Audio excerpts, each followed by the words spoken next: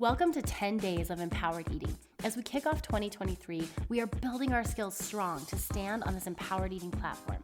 I know, fear of failure is so real, friend, and trusting the process, it just does not come easy. Combine that with all the sparkling new diets that make their way to our socials and the headlines. It's confusing and totally overwhelming. I am so glad you're here. I'm Jess, dietitian, wifey, boy mom, and total science and nutrition research junkie. I ask a lot of my body. I don't have the option to mistreat it, either mentally, by beating it up, telling it should look a certain way, or physically, by not fueling it right. I want to invite you into the Empowered Eating Club, where we make values-based and faith-led health goals and create a partnership with food that pairs biofeedback, which is really just a fancy word for how your body responds to the food you eat, and nutrition science. We pull all of these together, and I know that these three things are the formula for you and your breakthrough year. I am so excited to cheer you on as you make 2023 the year you make the impossible happen. For more support, check out my resources at jessbrownrd.com, or better yet, join me in Next Level Nutrition. We are kicking off our next group coaching mastermind the third week of January. Details can be found at jessbrownrd.com/next level nutrition. As for today, I'm so glad you're here, and I pray this tip helps you say no to the lies that are thrown your way, and yes to the awesome that you are. Grab your coffee, pop in your AirPods, and let's grow together with today's empowered eating tip. Hey friends, welcome to day 5 of our 10 days to empowered eating journey, and also Friday. We made it through the first week of the year, and that is like hats off to you and worthy of being celebrated. My hope is that your year is off to a great start and that this empowered eating kickoff is something that's helping you lay a foundation for your breakthrough year. Today's tip is all about biofeedback basics. A key component of the empowered eating way is something that I call biofeedback. Now, biofeedback is really just a fancy word for how your body responds to the fuel you give it, or how it responds to the movement that you engage in. And biofeedback is something that is so crucial to learn, but is so quickly eclipsed by judgment or guilt or shame. Usually it starts with learning our hunger and learning our satiety or our fullness hormones and learning to respond to that. But all too quickly, we can get trapped in that judgment cycle that we don't even get to start learning or accessing our body's own biofeedback. So today I want to talk to you about the number one rule of biofeedback. You must be willing to listen and learn. There is no pass fail, my friend. You must be willing to listen and learn. In order to create this partnership with food and our body, we have to have that space to listen and hear what it says, and we have to do that without judgment.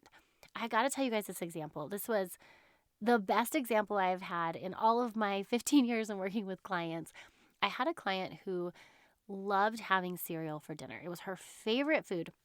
And after healing some of her relationship with food, it was really important that she gave herself permission to have cereal for dinner. So, and you know what? Like, first of all, who doesn't love cereal for dinner? I know we sure do in this house.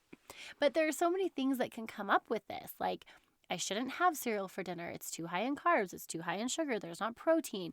It's like, is this a good thing to have? Oh, but it tastes so good. It can start that swirl of mental chatter. But if we can stop the madness for just a second, instead of trying to fight it, if we can just accept, like, I like cereal for dinner, and listen, there is so much we can take away from this and grow. And this is exactly what my sweet client did.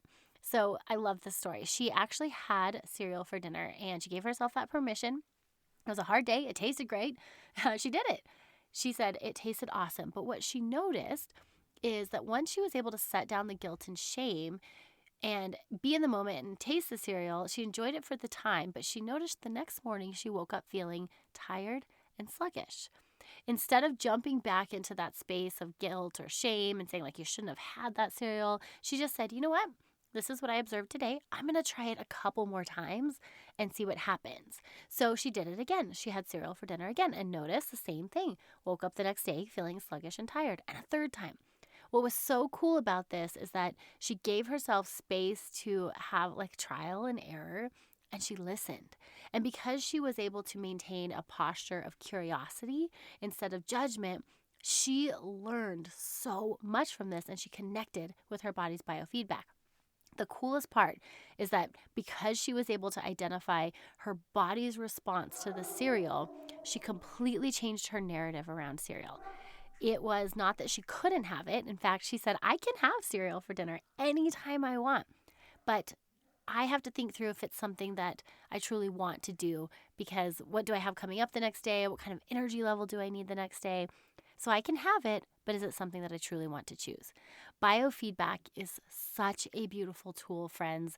And when we can learn to set the judgment down, we can have full access to connecting to what our body says about fuel. Then it no longer becomes about what we should and shouldn't have. Rather, it's how do we want to fuel our body that best supports the energy we want to show up with for that given day, and bringing it full circle, that best provides us with the energy we need to live out our values. So here again is where we can lean into our faith, friends.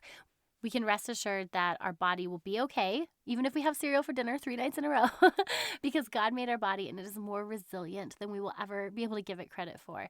There is nothing crazy that can change from your body in a single day, a single meal, even 3 nights of cereal for dinner. Nothing crazy can happen to your body. We can have space for grace, and there is no need for perfectionism here. So today, my invitation to you is to listen to your body. See what it says about the foods you eat. Get rid of the good or bad food list. Get rid of what you should or shouldn't have, and rather just see what your body says. Like, if you want cereal for dinner, what does your body say about that? If you want ice cream for dinner, what does your body say about it? I think it's going to surprise you how this approach changes how you view food, and it pulls it farther away from being something that's emotional and something that is more physical, and connecting food back to its original purpose, which is to fuel our bodies. All right. Thanks for joining me today on day 5. I will see you guys next week as we continue the 10 Days to Empowered Eating 2023 kickoff. Thank you so much for joining me today. I hope it strengthened your food journey and empowered you to live boldly in your body. Real quick, sister, before you go, if you liked today's episode, the best way you can thank me is head on over to iTunes, Fuel Her Awesome Podcast, leave a review, and subscribe. Then take a screenshot and share it on your social media. Don't forget to tag me at Jess Brown RD. And if you're looking for more resources, be sure to check out my website, jessbrownrd.com. I've got info on my e-course, Fuel Her Awesome Food Foundations, my 10-step ebook on how to beat body bullying, and so much more. I cannot wait to chat with you babes again. Until next time, cheers and happy eating.